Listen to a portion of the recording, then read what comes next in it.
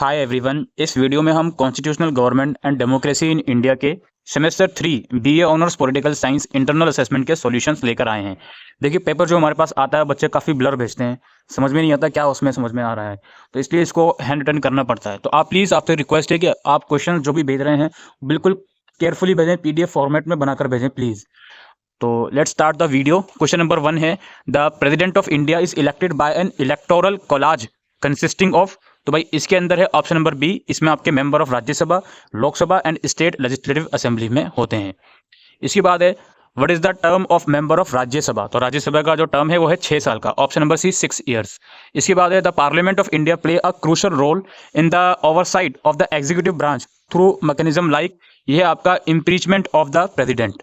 Okay, इसके बाद है question number 4, the president of India can dissolve the Lok Sabha on the advice of prime minister. देखिए, कुछ questions ऐसे हैं जिसमें बहुत ज़्यादा कंफ्यूजन हुई, जैसे यही क्वेश्चन है, इसमें प्राइम मिनिस्टर भी कुछ लोग आंसर बोल सकते हैं, कुछ लोग काउंसिल ऑफ मिनिस्टर भी बोल सकते हैं। अब चूंकि काउंसिल ऑफ मिनिस्टर खुद कलेक्टिवली रिस्पॉन्सिबल होते हैं प्राइम मिनिस्टर को, तो यहाँ पर हम ओवरऑल प्राइम मिनिस्टर इसका आंसर आपको देंगे। इसके बाद नेक्स्ट क्वेश्चन है आपका, which of the following is a condition for acquiring Indian citizenship by decent.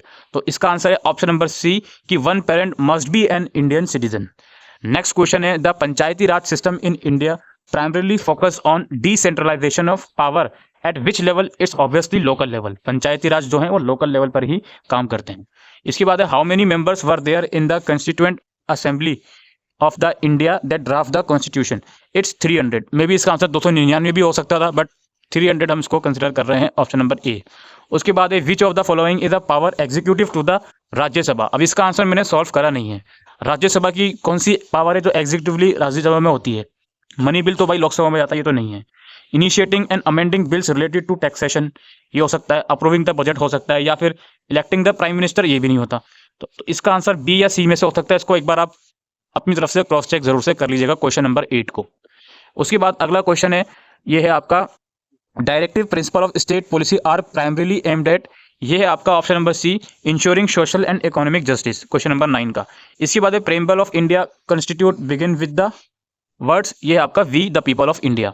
Then next है, the directive principle of state policy in Indian constitution are primarily aimed at. ये है आपका, guiding the government in making social and economic policy. इसके बाद है, what is the key constitutional body responsible for resolving dispute between the central and state government. ये है आपका supreme court 12 का। इसके बाद है, which schedule of the Indian constitution with the number of state and union territories with the name of state and union territory. ये है आपका first schedule, option number A. Which part of the Indian constitution deals with the fundamental right guaranteed to them.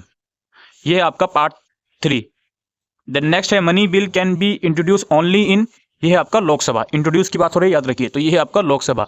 इसके बाद है, which constitutional provisions allows the suspension of fundamental right during a state of emergency. ये है आपका article 359। Then 73rd and 74th amendment in Indian constitution related to. ये है option number C, decentralisation and panchayati Raj institution. इसके बाद question number 18 है, the president role in appointing PM. PM को appoint कर रहा है प्रेसिडेंट रोल, तो वो क्या है? तो यहाँ पर आपका है, ceremonial and non binding, option number C.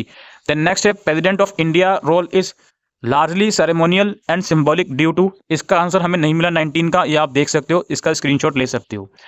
Then next हम चलते हैं, which part of Indian constitution explicitly mention the 3-tier system of Panchayati Raj institution for rule local government. ये है आपका पार्ट 9।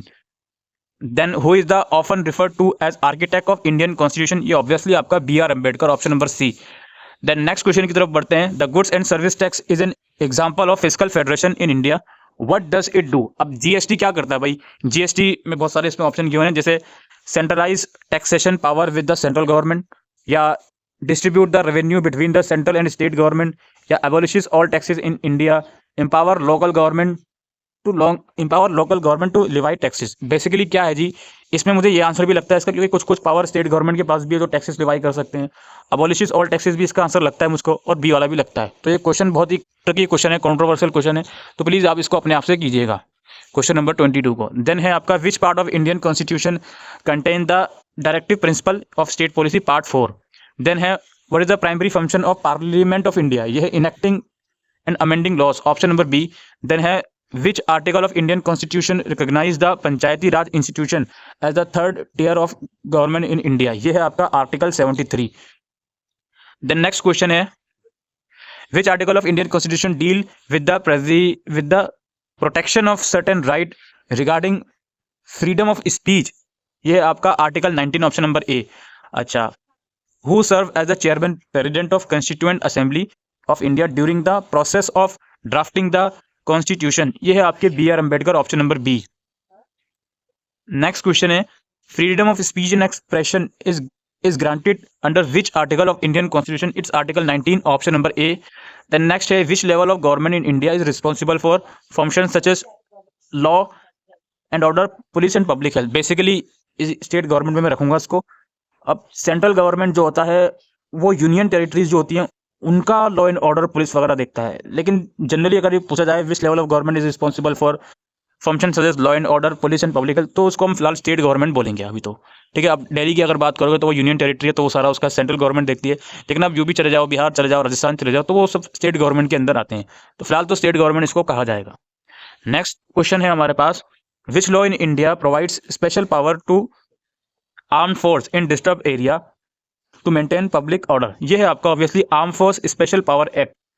31 है the prime minister's accountable is primarily to, the prime minister accountability is primarily to, ये आपका Lok Sabha, house of the people. अब कुछ कुछ लोग इसमें प्रेसिडेंट भी बोल सकते हैं, लेकिन मेन कंसर्न यहाँ पे लोकसभा ही रहेगा, मेन कंसंट्रेशन लोकसभा के ऊपर ही है। ठीक है, इसके बाद हमारा 32 क्वेश्चन है, ये मैं अब यार 32 एक सेकंड 32 ये रहा which fundamental rights ensure that all citizens are equal? ये ऑब्वियसली बात है, right to equality, option number B.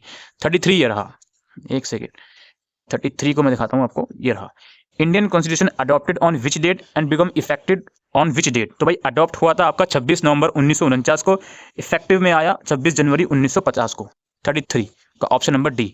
33 के बाद हमारा 34 क्वेश्चन आएगा, ये रहा the fundamental right in India constitution are in which part? It's part 3, okay, option number C. Then last question है the unlawful activities preventive act is primarily aimed at, ये है preventing terrorism and unlawful activities, option number A. तो ये कुछ questions थे। I know मैंने 4-5 questions आपको ठीक से नहीं बताए हैं, डाउटफुल रखा है मैंने उसको, और वो रखना भी है बनता, क्योंकि जब नहीं आ रहा रिसर्च करने के बाद भी तो आपको उसको खुद से सर्च करना पड़ेगा। अभी के लिए वीडियो में इतना ही, थैंक यू।